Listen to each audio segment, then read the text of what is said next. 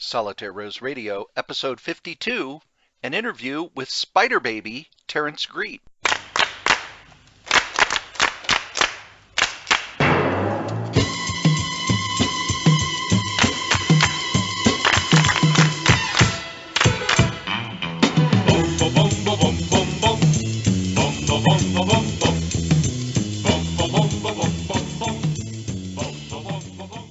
Back before there was a Solitaire Rose Radio, I did an episode where I interviewed Terrance Griep about an upcoming comic book project. And in it, we talked a little about the fact that he was also local professional wrestler Spiderbaby. It was the first interview I did. It was an episode where Joe wasn't going to be available, and I thought, I'll just do this interview and we'll put it out there and we'll see how it goes. It was my first interview. Terrance recently contacted me and said he's got a new appearance for Spiderbaby, and I thought it'd be fun to go at it from a different angle, to talk more about his professional wrestling career and how it started and how it came about, because professional wrestling has this, it still has this curtain of mystery around it. I've read a lot of books and listened to a lot of interviews, and even back in the 50s and 60s, they wouldn't, what they call, smarten the wrestlers up, let them know that the matches were predetermined while they were in training. They wouldn't let them know until, in some cases, right before their first matches. They would teach them the holds, and they would teach them all of the mechanics of it, but they would keep it secret. And wrestlers were told back then to keep it secret from their families. You know, now it's well known that the matches are predetermined and all of that, but it's still, there's not a lot known about the training. There's not a lot known about how it's put together. On WWE, you hear a lot about the writing team. You hear a lot about the long-term planning. You hear about that. But for the smaller ones that Terrance goes with, you go, you enjoy, and they don't, they're not going to pull the curtain back and show you where the rabbit comes out of the magician's hat. So I thought it'd be fun to kind of find out more about what it's like to be kind of that local wrestler who's built a name for himself. And Terrance also has a comic book coming out that he talks about in the episode. And here we go. You were my first. You know that, right? I didn't, although you mentioned it on Facebook, so now I do, yeah. Yeah, you were the first interview I did, Mr. Griep. I'm sorry, are you in character now? No. Okay. No, I don't know. I don't know who's who anymore. Okay, I don't want to be one of those guys who goes up to the wrestler and says their real name, because they think it's cool. You're grandfathered in that you knew me before there was a Spiderbaby, so you're welcome to use whatever term you want. All right, good son of a bitch. Here we go. All right, and Mom, I'll tell you what. Snizzle for shizzle dizzle. That's what I said. No, that's we're good and we're friends. So there's very little you can say that'll offend me, but if it's possible, I'm sure in the next 60 minutes it'll definitely happen. Well, I will try. Okay. That's what we're here for. And the fact that I knew you before Spiderbaby was where I wanted to start, because I knew you as a comic book writer and someone who came to the convention, and it was years before I knew about the wrestling. Mm-hmm. So I wanted to ask when you actually started training and deciding this is one of the things you wanted to be in your life, a professional wrestler. It's such a strange story, and of course, my gender identity seems to eclipse all of this. But I personally think this is the more interesting aspect of my wrestling career. As you say, I start off in college, kind of looking into comic books, trying to break in there, and eventually doing so. And after about a year and a half as the main writer on the Scooby-Doo comic book that DC had just started publishing, a new editor came in and everything kind of dried up. I went from the writer to a writer, and suddenly my income shrank enormously. So my solution was to do something I had never thought to do before, and that's look for writing work locally in the Twin Cities area. And while I was searching, I blundered upon a professional wrestling promotion called Midwest Pro Wrestling. And they were looking for a bad guy color commentator. So I thought, Now, at this point, I had stopped watching wrestling. I'd been a huge fan as a kid in the 80s and early 90s. And at this point, it's about 2001. And I'm not watching wrestling anymore, but I thought I could BS my way through it. And the mentality... Go ahead. You skipped the biggest popularity of pro wrestling in a lot of ways. I did.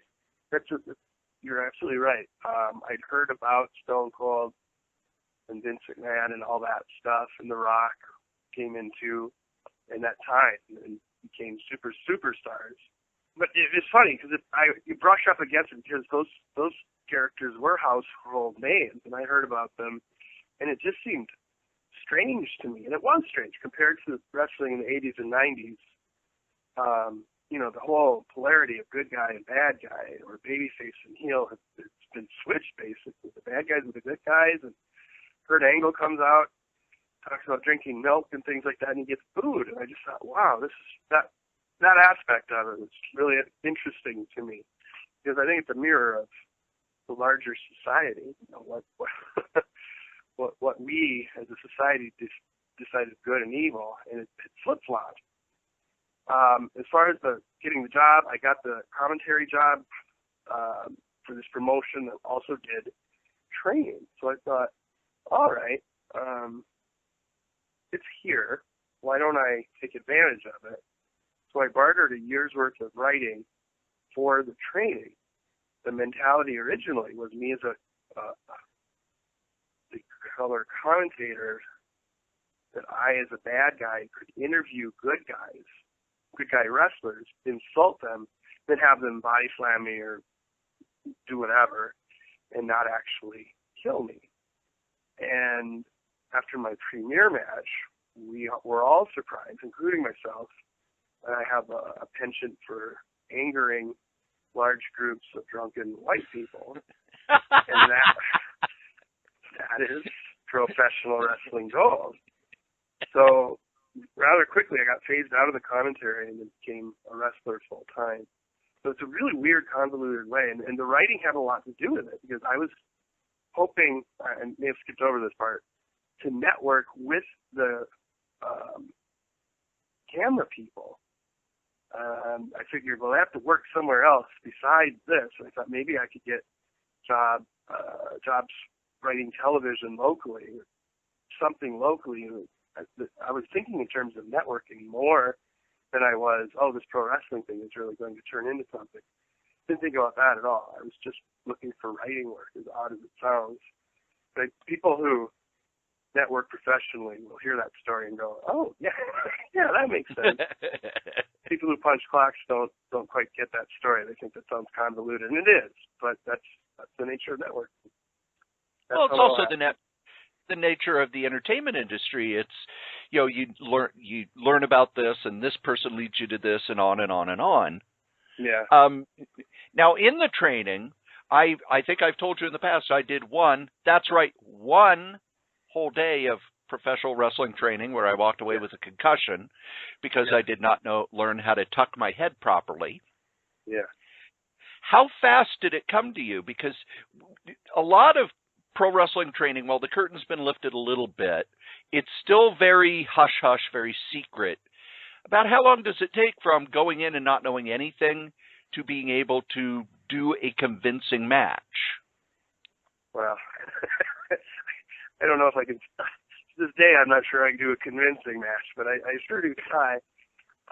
In my case, it was an unusual class because they were actually filming it, and they were doing their own version of the Tough Enough reality program that WWE was doing.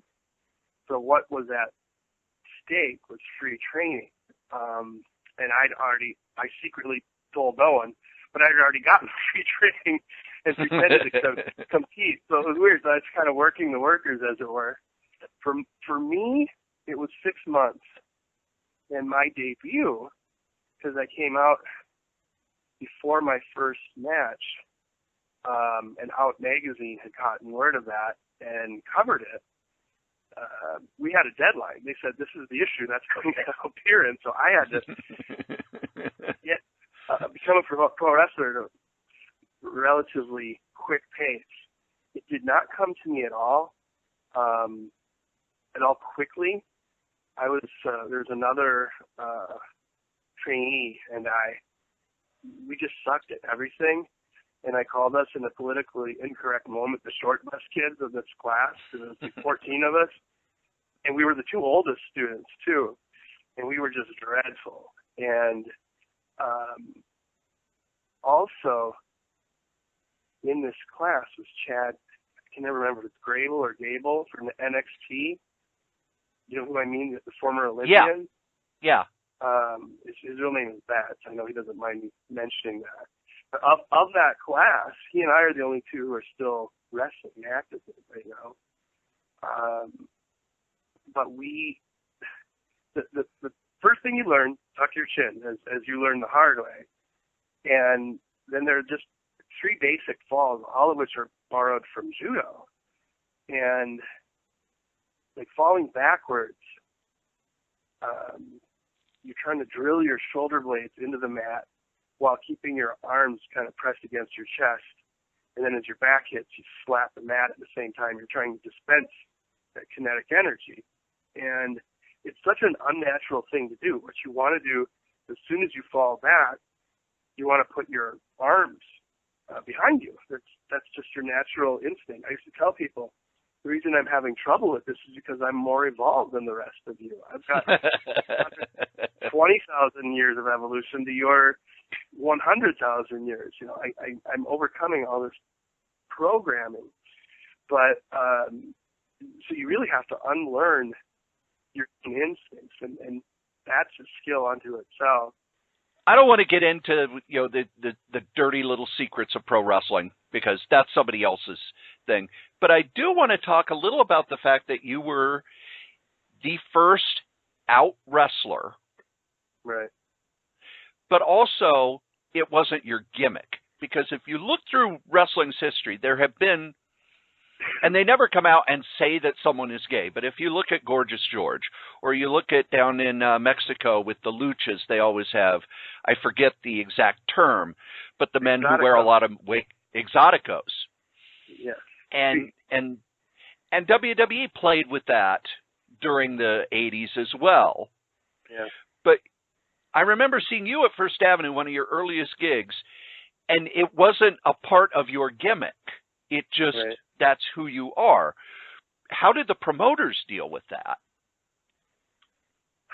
They were very supportive. I explained to them. Out Magazine came to me because at the Comic-Con in San Diego, this may have been 2002, I mentioned that I was training to be a pro wrestler when I was sitting on a panel called Gays and Comics. And because I was also working comic book writer at that time. So a writer approached me after the panel, someone who had written for Out Magazine, and said, hey, I'd like to cover that story. So he did a little research, and there's a wrestler who I know you know very well, Corey, named Pat Patterson, whose heyday was the 60s, 70s, and early 80s. And it was kind of known within the industry that he was gay, but he wasn't making a political point about it. He never really talked about it. And this writer, and he didn't come out publicly for years. Wasn't it just very recently? Yeah, like 2 years ago. And I think he did it just for that. They were doing a reality TV show and had a bunch of legends wrestling. If you watch the Legends roundtables that they did on the early WWE, I think it was WWE 24/7 or 24 or on demand or whatever they called it, he was out during those discussions. Mm-hmm. So when they did the he came out publicly on the reality show, it felt about as real as anything else on a reality show. Right. Yeah, I'm actually kind of angry about that because, I mean, he could have done a lot of good coming out before that, and I think he just did that because somebody said, hey, this will boost the ratings, it'll get us some publicity. I think it was extremely cynical. I don't think he was trying to help. I don't think he was trying to build any sense of community or anything like that. And I don't think that's necessarily all on him. I think it's a WWE thing or the producers of that show or whoever, but I don't know. That one just still kind of irritates me because I think the motivation was a fairly dark one in that case. But as far as my own story goes with the out thing, it's such an ambiguous issue. Not ambiguously gay, but just an ambiguous issue in that, what is open, what is out, things like that. I was really resistant to that term because I knew as soon as Alt Magazine said, here's America's first openly gay wrestler, all the 35-year-old guys who live in their parents' basement and stay on the chat rooms and all that, back when there were chat rooms, we're going to come out and say, what about Pat Patterson? What about this guy? What about that guy? And so I was really niggly about the definition, about the idea of being out being the core of that. It's a state of advocacy. You're being open, out, and nobody has to ask you about this, that kind of thing. Just to kind of quibble, to preempt the quibblers, put it that way.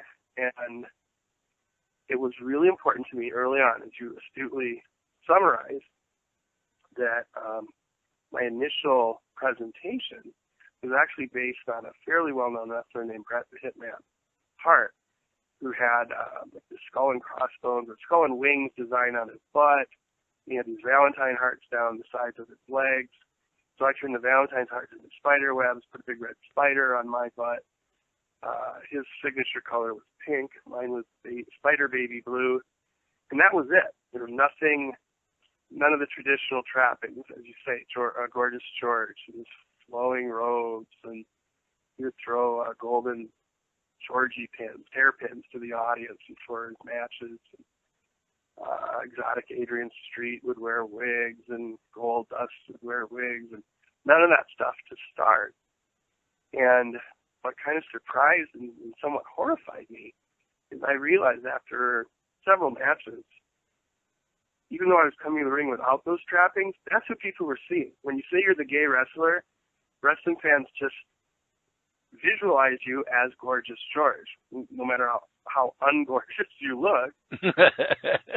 And so then I thought, you know what? You think I'm a gay wrestler? Okay, I'll show you what a gay wrestler looks like.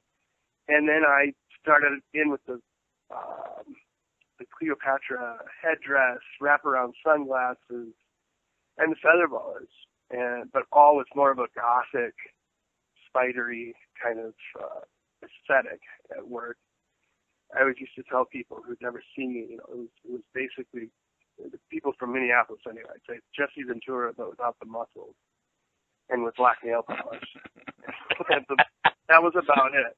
But it was really me sticking my fingers up the nose of wrestling fandom, saying, "This, okay, you want that role? I'll give it to you." And it worked. And I fell in love with that presentation. I don't do it anymore. Now it's much more of a gloomy character, but I did that for many years. And the funny thing about it, when you wrestle in all these small towns, as I do in the summer, the second you step through that curtain and people see the feather boas and the headdresses, they go, okay, there's a pro wrestler. That it's kind of archetypical, I guess you could say. But that journey took a strange curve early on. Well, you hear that when you talk to a lot of pro wrestlers about creating their character. One of the things about the Attitude Era they always say is that eventually they would tell someone, be yourself and turn it up to 11. Yeah. Although you look at Mick Foley, he had 3 different characters. I doubt all 3 were him, because now we've found out that he's he's not really any of his characters, whereas The Rock kind of is, Stone Cold kind of is.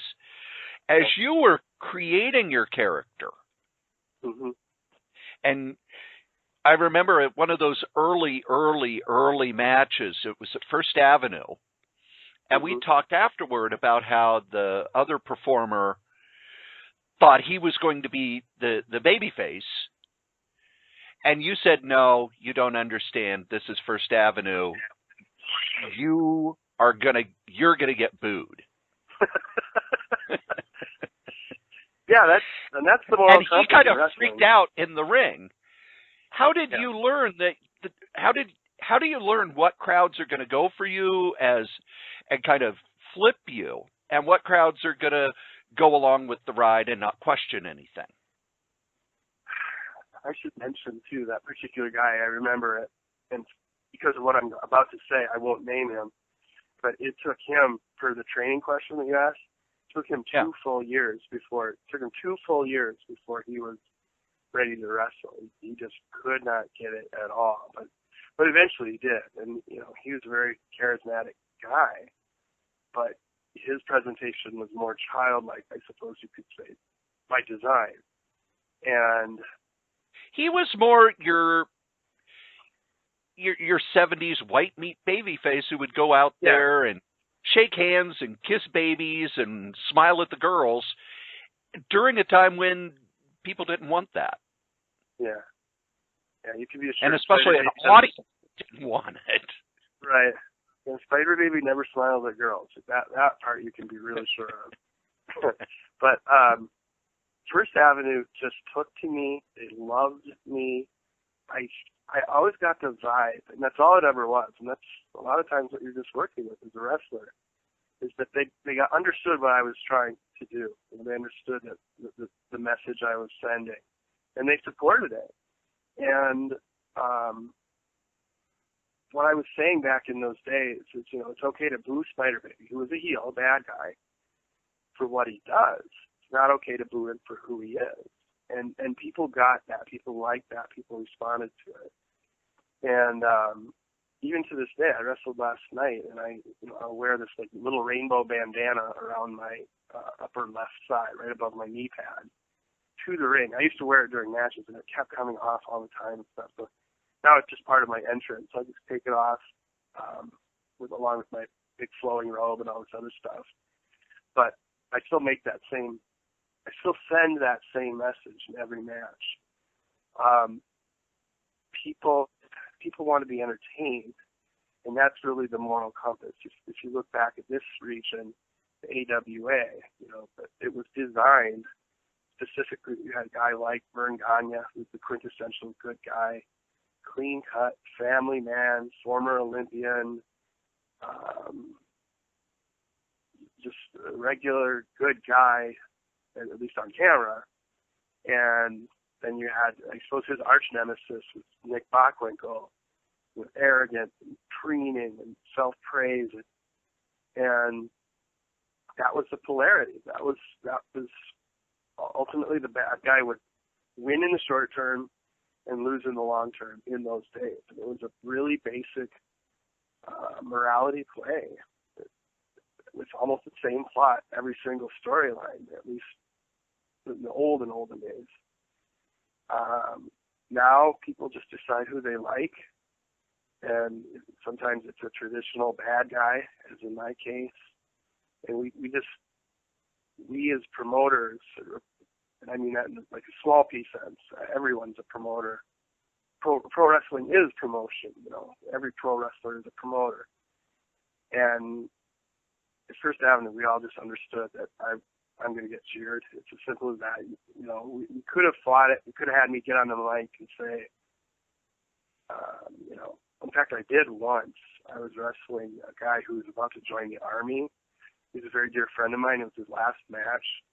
So I went in, I got on the mic, and I said, so, I've been here for months now. I keep hearing that this is First Avenue. You're all so ugly. it reminds me of Last Avenue, and everyone cheered. I'm like, oh, goddamn. I know you were all so codependent. Oh, no, come on. Because I wanted the other guy to go out as a good guy, and they ended up cheering us both. It worked fine. But now it's just about entertainment value. If you come, you're going to put on a show, people will respond to that. And the booing, even the booing is kind of different. I actually admire the villains of old when pro wrestling was pretending to be a legitimate competition, and these guys were expected, if they got recognized in public, to assume their characters. And that must have been a hard way to go through life, growling at everybody and snarling and preening and whatever else. I know not everybody did that, but I'm grateful that the fans understand when they're booing, it's just part of the show. They're performing just like we are. They don't mean it. And that, after the matches, we can all have a beer or something like that. I was going to ask if there's this difference between what they call the smart fans and the fans that aren't quite as, and it's not an insult, aren't as smart to the business. Because you hear older fans say, you know what, since everybody's smartened up, it's not as good anymore. Is there still some of those people who buy into it and, they cheer the baby faces and boo the heels and don't get into, oh, this guy's a better performer than this guy, or I enjoy this character more than this? And is there a difference between St. Paul and Podunk, Iowa? Yes. Yes to all of those. There are fans. Everyone just brings their own experiences to this whole phenomenon. Everyone seems to be suspending disbelief. I think everyone gets that there's some performance aspect, and where the line is. I think that's the most interesting part of wrestling now to the general fan. The vast majority of wrestling fans, just want to escape their troubles for 2 hours, and here's my money, entertain me. They feel very cathartized, I suppose, afterwards. A lot of them. Our mutual friend, very dearly missed colleague, Nick Post, always used to tell me, he came to my matches fairly regularly. He said, Terrance, that's the best therapy I've had all month. He just loved giving the bad guys a bad time. But he was performing, There are people, I don't think anyone thinks I'm an actual villain or anything like that, but I think... Wait, what? Yeah, we'll fix that in post, right? But they want to believe it for those 2 or 3 hours of the show, and I'm happy to accommodate them. There are other fans, as you say, and there have always been fans. When I was a young fan, in the more traditional dichotomy, good versus evil, I always thought the villains were more interesting. I always thought the bad guys were the ones that I wanted to root for, generally speaking. It was, or at least it was a big strike in their favor if they were bad guys, if they wanted me to cheer for them. And of course, now I realize bad guys don't want that, but at the time I thought they did. They certainly pretended they did. As far as the dichotomy between St. Paul and Podunk, Iowa goes, you're right, and I'm still amazed at that. I actually wrestled in Rice Lake, Wisconsin just last night, and when you get way out in the sticks like that, we're all rock stars. And I'm always amazed by it. I always think, don't you guys get internet out here? I mean, do you realize the Kardashians are alive? I mean, come on, follow them.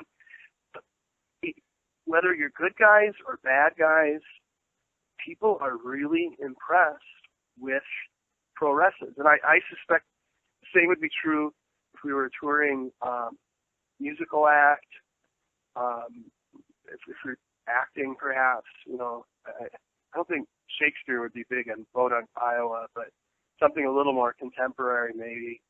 They really want you to be a rock star. They really want you, and people ask for autographs and then just astonished. And of course, they have no idea about my writing background. I mean, you'll have people come up to you and say, hey, will you sign this comic you wrote every once in a while? It has nothing to do with that. It's just they want to believe that we're some kind of superstars, and who am I to deprive them of that experience? So I'll act like, oh yeah, this happens all the time. Sure. I can't leave my apartment in downtown Minneapolis without two people asking me for my autograph. Sure. And the whole time I'm just thinking, wow, this is weird. Wow. Well, okay, if it makes you happy. And those people, man, they really, and again, I can't believe anyone thinks it's an actual competition, but I remember, where was it? Belle Plaine, Minnesota. A few years ago, I rolled up my opponent who's thrashing me pretty thoroughly, and I basically sat on his butt while his shoulders were on the mat. And while the referee was checking his shoulders, I grabbed the top rope and then pulled up on his tights at the same time. So I'm holding him in place via two illegal methods. Excuse me. And there was a woman in the audience. I never could figure out where she was coming from. But you just thought if I had picked up a baby seal by the scruff of its neck and taken a rusty screwdriver and just started stabbing it to death, you wouldn't have got a more voracious scream out of this woman. Just, and she knew it was going to happen. And sure enough, 1, 2, 3, I won. And I looked around like, where's that? And it just kept going, just scream. And I thought, lady, it's a wrestling match. Come on. It's not the end of the world. But so everyone brings their own experience. That's what I found. That's the real payoff to your question. Everyone, we just present the wrestling, and everyone else decides what it means, if it means anything. Now, I don't know how booking works at these smaller shows, because for a lot of them, you might be there this month, you might not be there the next month, so it's not like they're going to have long planned storylines. Yeah. But as a writer, do you kind of sit down with the booker and go, all right, here's our beginning, middle, and end? Or do you just kind of, okay, I'm going to do whatever you tell me to do and feel my way with the crowd? Because there are many different ways of wrestling. There's what I call the Randy Savage method, which is you sit down and you plan everything in meticulous detail. Oh, yeah. And then there's the Ric Flair method, which is I'm the heel, you're the face, let's go out there, you win. When you come and sit down with whoever's booking for the evening, do you have an idea of what you want to do? Yeah. Oh, yeah, I know exactly what I want to do. Yeah, I want to be macho. That's what I want to do. It depends on each venue. There have been different venues where I was just sort of the equivalent of recurrent guest star, and I would just show up like a new heart and say, hey, this is my brother Daryl, this is my other brother Daryl. And I'd just be kind of the guy that you stuck in the second or third match. Usually I would wrestle a younger guy. Usually I would win in some dastardly way, but in a way that made clear that this guy's got a lot of potential and he's someone you want to watch. It depends on your role in the company, is what I'm getting at. Some places do plot out their storylines for a long time. Some places, as you say, it's just much more by the seat of the pants. And part of that is the reality of pro wrestling, that people do just kind of disappear every once in a while. And being a reliable freelancer is very valuable, something that will get you booked a lot on the local circuit. As far as the actual matches go, for the aptly named Randy Savage, Ric Flair options there, my own preference is just to find out from the promoter or the booker, what kind of finish do you want? And then I'll say, well, here's my idea for that. And they'll say, yeah, that's good, go ahead and go with that. Sometimes they'll come with me with a suggestion. I will almost always say, let's do this instead, and they'll like my idea. It's well, I'll give you an example. I was told I should roll one guy up and just pull his tights, kind of a generic bad guy victory. And I said, well, he's kind of a high flyer. How about he comes at me from the corner, I put up my knees, he crashes into them, I hook both of his arms in what's called a crucifix or a backslide. Actually, it's a backslide now that I think about it, where we're facing opposite directions. I have his arms hooked, and then I lean forward, and that forces him onto his shoulders. But what I was going to do is put my both feet on the ropes while the referee's checking his shoulders. Which, as far as I know, I don't think I've ever seen anyone do that. So the booker was like, "Oh yeah, do that instead." Those are the kinds of additions I made. It's the same finish, same person is winning or losing or whatever. Beyond that, it's mostly up to my opponent. I'm actually very good at remembering a whole match if I have to. So even if my opponent can't improvise, and in wrestling that's called working, just let's draw a card and work. If someone's so new that they can't do that, then the best option is for them to have a more Randy Savage kind of match, more choreographed, more plotted out. But not everyone can remember all those spots. I usually can. So now that I've said that, I'm sure the next match I'm going to forget everything. The universe is going to kick me in the nards for being so self-congratulatory. But and so even if the other guy can't work and can't remember, I'll remember. So I'll be like, okay, now you're going to do the sunset flip. You remember that? Oh yeah, okay. Zoom. Here we go. That kind of stuff. But ideally, and at this point in my career, I'm mostly, for most of the promotions I work at, and I'm either a champion or a contender. So that means I'm dealing with other veterans and the rest of us. And I've been doing it for 11 years now. And some of these guys have been in there for 20 years. And they'll subscribe to my preference, which is just let's figure out the end, and we'll just work out. If there's anything in particular, like my opponent might say, oh, I really do this cool top rope tornado DDT move, can we put that in somewhere? Oh yeah, where do you want to put that in? Should we put that in the middle? Yeah, let's put that kind of thing. Beyond those specifics, it's usually just what are we going to do for the finish, and then we'll just make up the rest. And those matches, if you have someone with the experience to pull them off, they look the best. They look the most authentic because they are the most authentic. For the other ones, you do run the risk of I call it the Arthur Murray school of wrestling, where it looks like wrestlers are just kind of going through the steps, not even really, they're forgetting their characters, they're forgetting the presentation, they're just trying to remember the moves. And that's not wrestling at its best. Just last night, I was doing a tag team match with two high flyers. And these two high flyer guys are kind of like surfer dudes.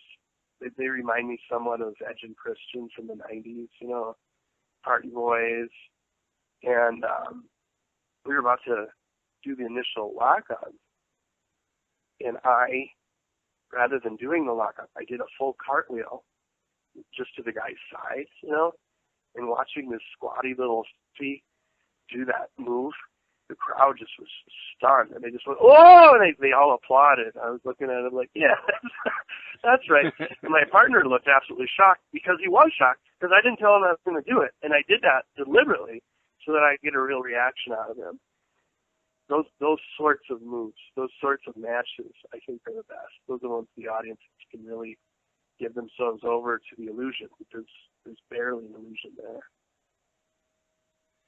One of the terms that you hear when you hear interviews with older wrestlers is telling a story in the ring. Yeah. And usually, to my mind, now again, I'm just a fan. To me, it's like, oh, this person is going to work on this person's right leg through the whole match, and then at the end, if he wins, he's going to power through, and we're going to hope that his leg holds up. And if he loses it, he loses because the guy kept working that leg. Mm-hmm. Is that something that's decided beforehand in the ring? Or, I got to be very blunt here, more and more with younger wrestlers, I don't see anybody doing that. Yeah, you're right about that. And yeah, that kind of storyline is it's sort of same energy, I suppose, as Rocky or Creed. We have this gutsy babyface who's suffering from an injury.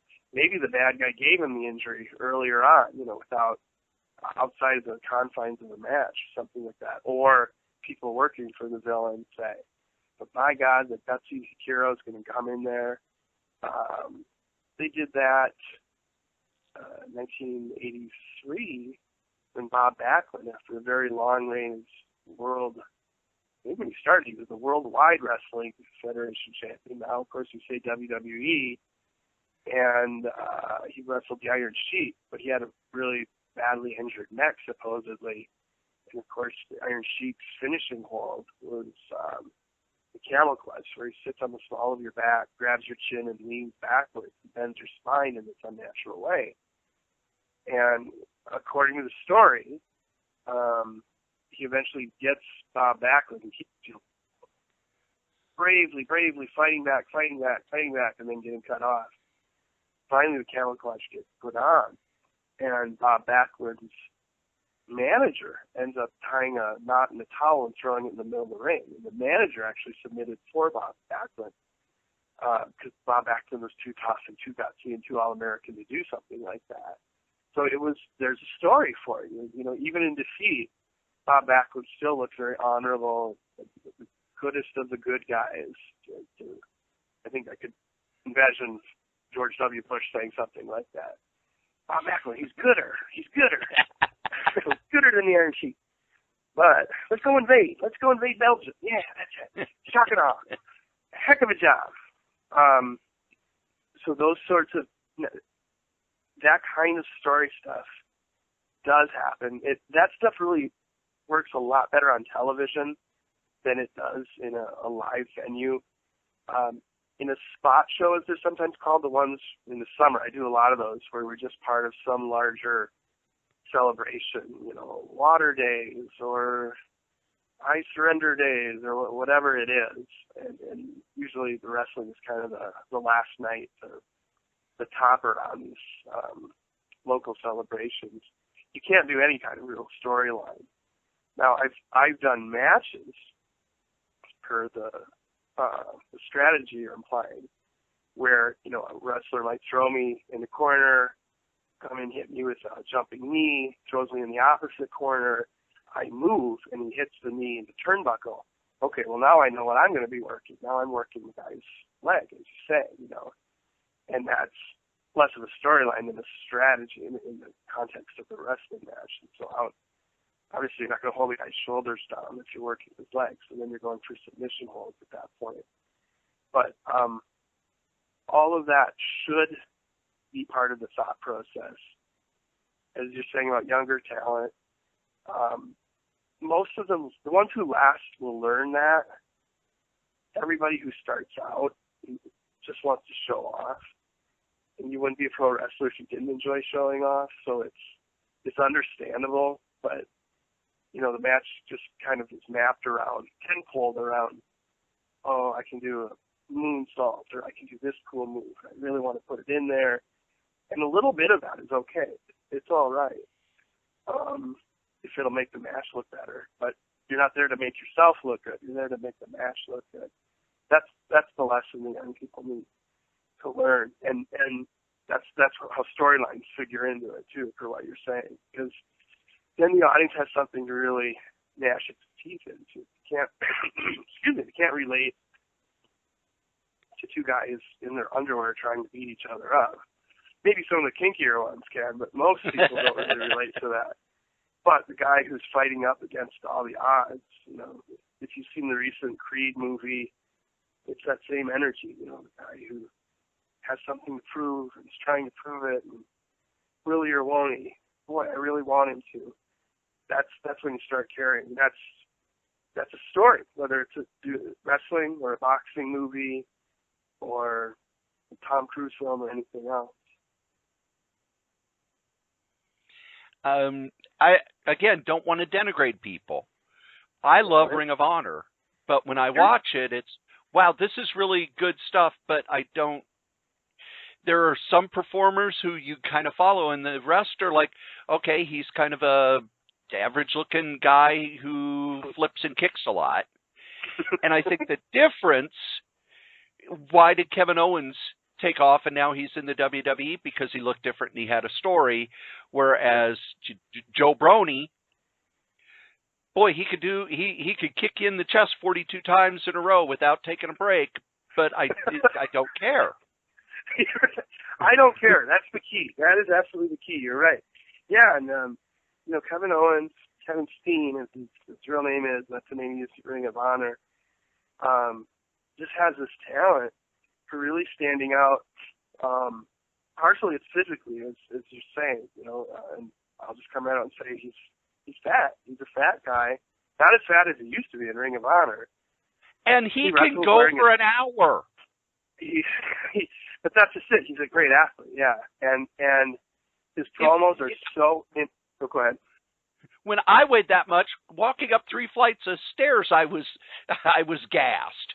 Yeah. And I saw him for an hour in the ring, weighing more than me, and it's like, how does he still have any wind left?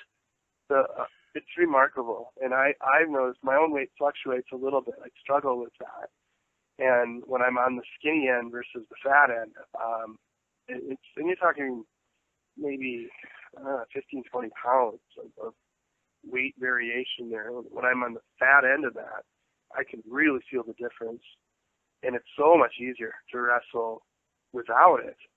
But I just miss pizza so much.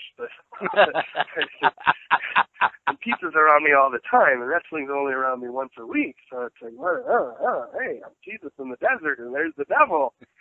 But I'm amazed at the difference I feel in my own body. So I'm very sympathetic to someone like Kevin Steen, Kevin Owens, who can go and go and go, as you say. It feels like he could go for an hour.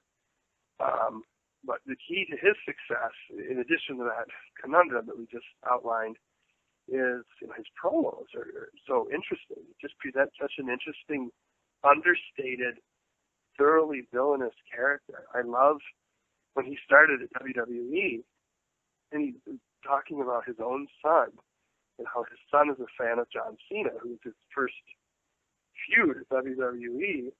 And it was such an interesting way to present yourself as a bad guy, talking about my family. And his big thing was, I'm a prize fighter. I wrestle for money. So he's perfectly willing to take a count-out loss if he gets to retain a title or something like that. And it fits his character. It makes sense for who Kevin Steen, Kevin Owens, and the WWE creative people came up with for this character.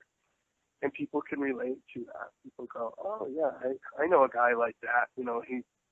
I work with a guy who at 5:01 won't lift a pencil because the whistle's blown. He's going yabba dabba doo and running out of there, and he won't help me at all. And I got to stay for 2 hours. He could just do this, but he won't. Everyone knows a guy like that, and so it resonates with that character. But it just goes back to the point you're talking about. You can't tell a story if you don't have characters. Well, in the Ring of Honor thing, something I love watching was Pro Wrestling Guerrilla out of Los Angeles. Yes. Are you familiar with them? And yes, very much so. They're just amazing athletes, and the moves they come up with are so innovative and so precise, but it's just guys flying around, as you say. The storylines are kind of weak, and they have found that audience that likes that kind of stuff, and I admire it enormously. Just speaking from a purely athletic point of view, I just watch it for that more than anything. I guess if I had less character, I'd be insanely jealous, thinking, how is it possible that you're sitting 3 times and then what? I guess it's the same reason I watch Unsolved Mysteries or something, I suppose. But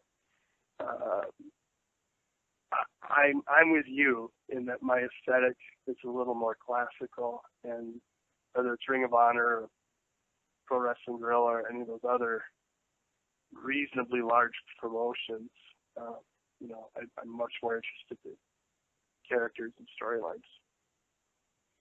Now, one of the things about Spiderbaby is Spiderbaby's character has become well known enough that you are in other media. Mm-hmm. And first off, that's why you're here. You're promoting something, because we're not the Tonight Show in the '70s where people just drop by to say hi. No. You're like Bob Hope on the Tonight Show in the '70s. You're coming in, you got a special coming up. You're going to do your 5 minutes and leave. So first off, tell me a little about this new thing that you're going to be appearing in, and then I want to find out kind of how you got known to be put into these things. Well, first and foremost, I may be defeating the purpose of this by pointing it out. That was the most effortless, flawless segue I've ever borne witness to in my life. I applaud you. Your first guest applauds you and says, I am not worthy of such a fantastic segue. Oh, my God, you're breaking kayfabe right here. Right here, ladies and gentlemen. And if I see you in the back alley, I'm going to tear your head off. Okay, now we're back. Yeah, it's very odd. Spiderbaby, to answer the tail end of your question first, I have always used social media and other means to promote myself as a pro wrestler who writes. Now, the truth is the opposite of that. I'm a writer who wrestles professionally in terms of income and identity, I suppose.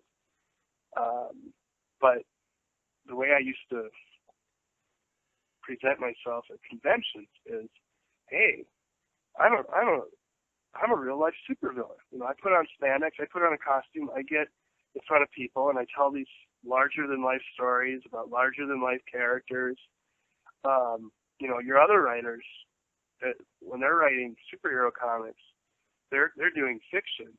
When I'm writing superhero comics, I'm doing my autobiography. And people kind of laugh at that. And people, have responded to it too. I mean, I have gotten work with that kind of pitch. And that's the wrong reason to get writing work, but I will take it. So better than pretending to be British. I'm not above that. That's my plan B, just so you know. Graham Griep, Malcolm something. I don't know. I'll come up with something. So then you have, I can't remember how this exactly happened, that Lavender magazine, which is a Minneapolis-based LGBT publication. My very dear friend was editor at the time.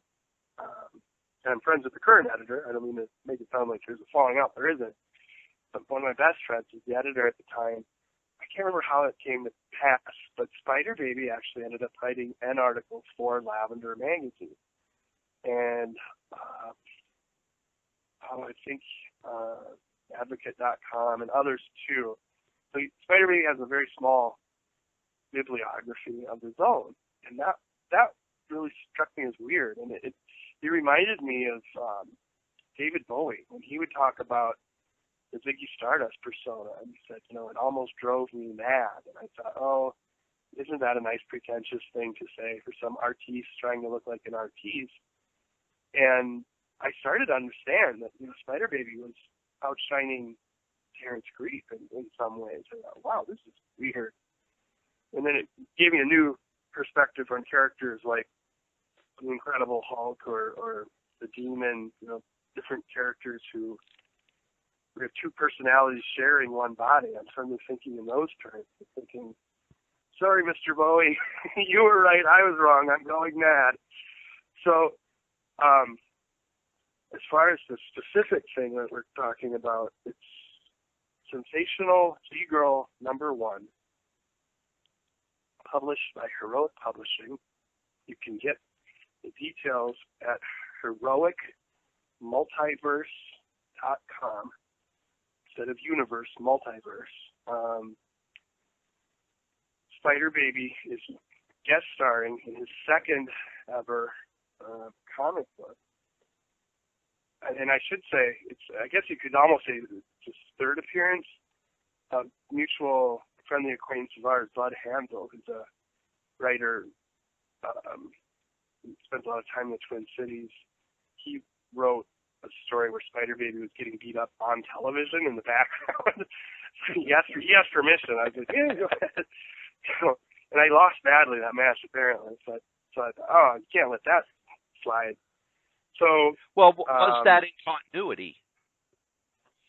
Continuity. I think they rewrite that stuff so often. I don't think continuity lasts more than 2 years anyway. So I'm sure. Well, that's good because it did not make it into the new 52 or whatever the new Marvel universe is. It was sorry that now it didn't happen. No, that's right. Good point.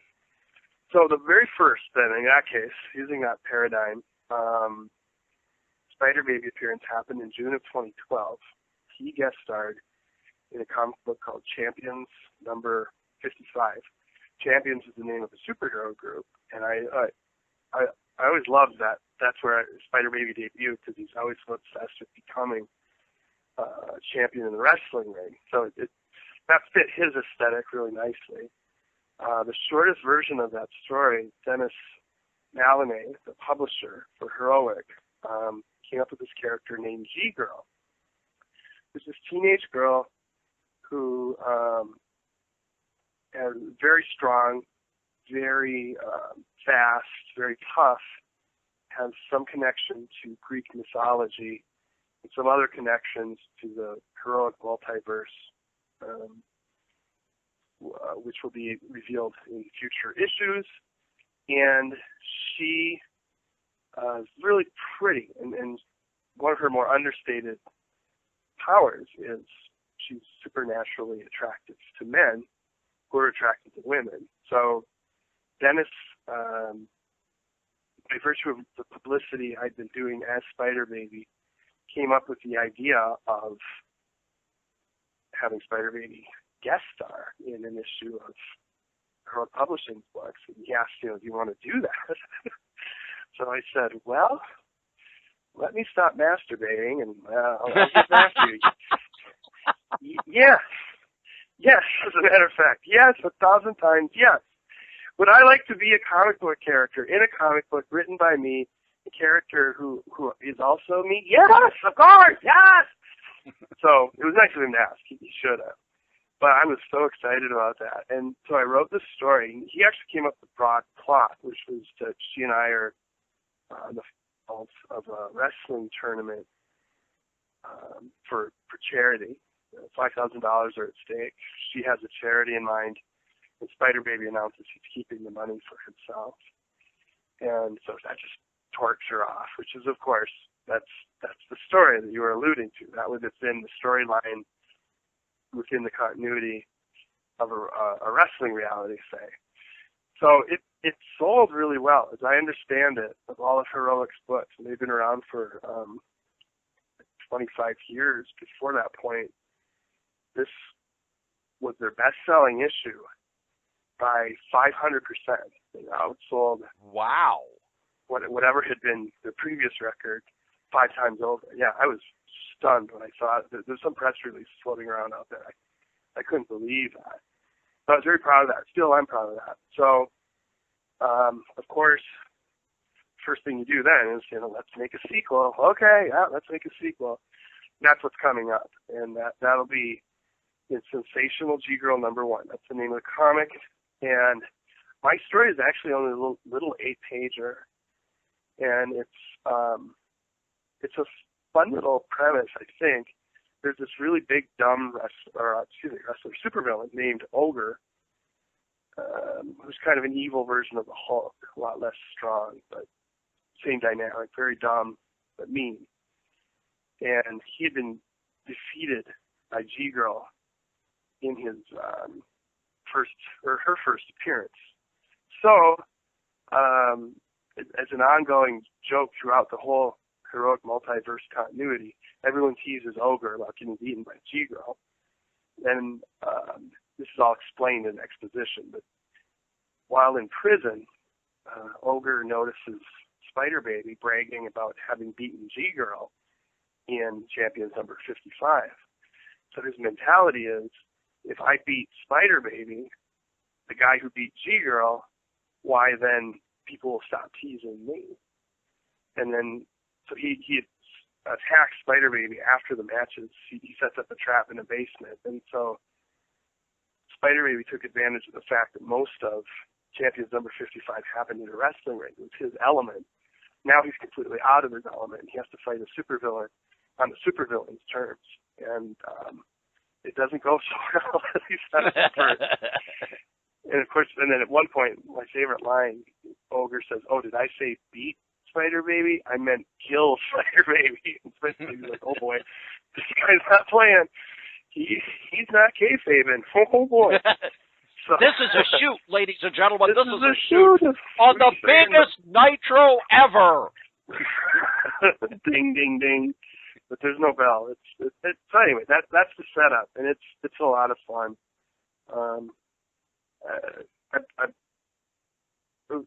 One thing that struck me is one wrestler who saw Champions 55, said to me,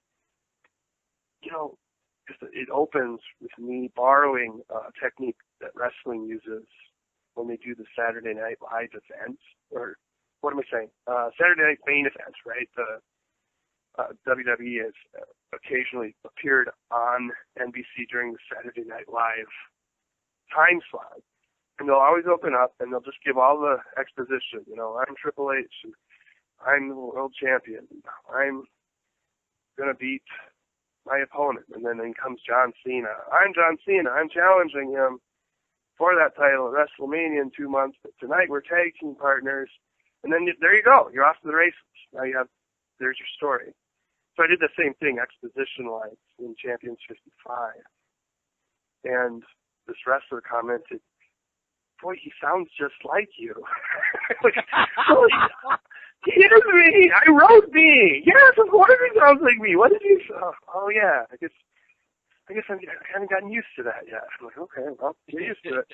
Just reread it a few times. You'll get used to it. I did.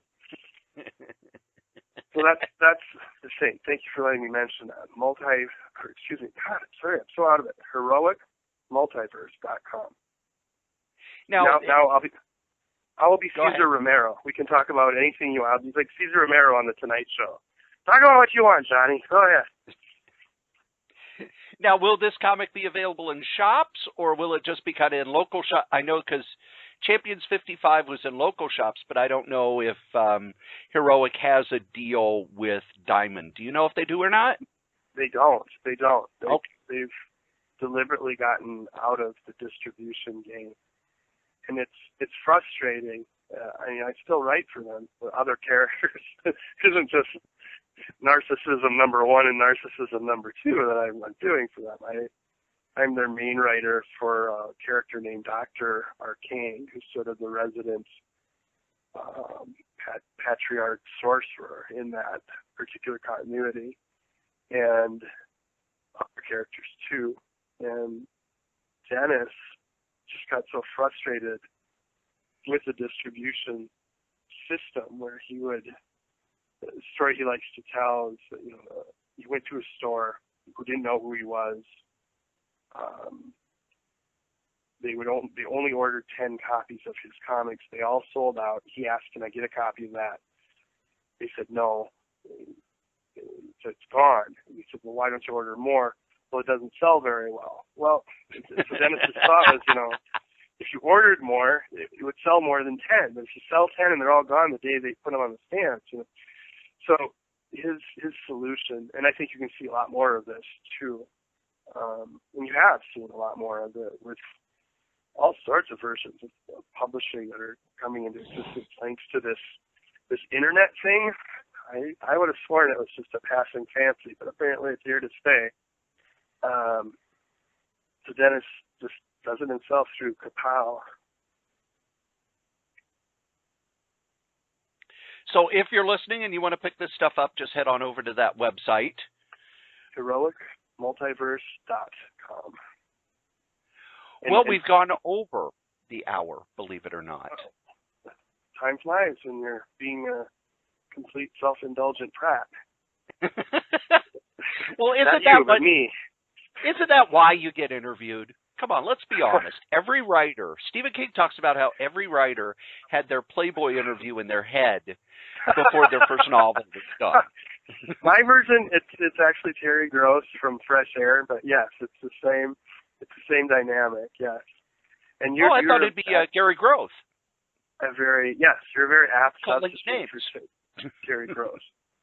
Well, yeah, Playboy doesn't interest Spiderbaby at all. You know, he's the only guy who actually does read the articles in Playboy. There are articles. No, never mind, Corey. Don't worry your pretty little head. I'm going to have to go back through my magazine boxes. I got a lot of reading to catch up on. From like 1982 on. Wow. Why didn't anyone tell you about it? I'm grateful for the opportunity to talk to you. I was surprised and honored to learn that I was your first interview. Now I'm your fifth, maybe? I don't know how many interviews I've done. I'm kidding you, but I'm really grateful. And hopefully I don't suck at it anymore. You didn't suck then. No, I enjoyed it very much. I thought you did. You're no Terry Gross, but then who is?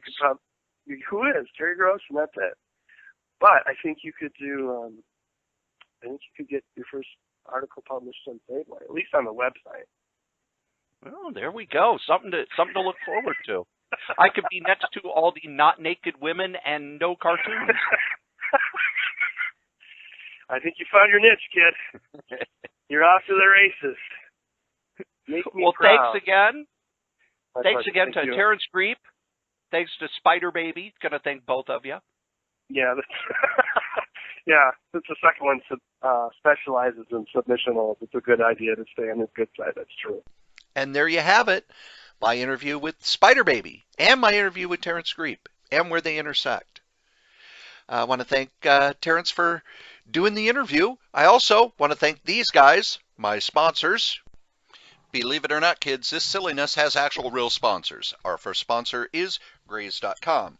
Graze gives you healthy snacks sent to your house. You can have them delivered weekly, bi-weekly, monthly, and your first box is free if you use the code CORYS3R5B. Our second sponsor is Bombas. Bombas socks are some of the best socks in the world, and remember, for every pair you buy, they donate a pair to a homeless shelter or other worthy cause. Just go to bombas.gotocloud.org/SF30. That's right, those are our ads. Go check out our sponsors. And there you go, another episode of Solitaire Rose Radio in the can. And for those of you who've been emailing me about the fact that some of the other things are a little slow, well, come on. I'm putting out 4 podcasts a week some weeks. We've got Crazy Comics and Stories, which comes out every Monday. Myself, Joe Ryder, and our special guest star, Jen Wicked. We talk comics, we do reviews, we talk about what's going on. It's the regular ha-ha tickle party every Monday. On Tuesday is the Weekly News Update. That's right, my new podcast where I make fun of what's going on in the news. It's short, it's funny. It's at weeklynewsupdate.solitairerose.com, the newest addition to the Solitaire Rose Radio Network. We've got Solo Joe every once in a while. We've got Solitaire Rose Radio every once in a while. Boy, I got a lot of them coming out over the next couple of months, so get ready for that. And then on every other Thursday is Novelcast, my podcast where I'm turning the novels I've written into audiobooks. The book I'm doing now is called All In, and the premise of it is that person graduates from college, goes to the poker tournament where he's going to become a professional poker player. He has saved up money for the last 5 years in order to do this, and in the first hand he gets knocked out of his first tournament. Well, what the hell does he do from there? You want to find out? Head on over to novels.solitairerose.com. I want to thank everybody for listening. I want to thank everybody for all the feedback, and we'll be back soon with more stories.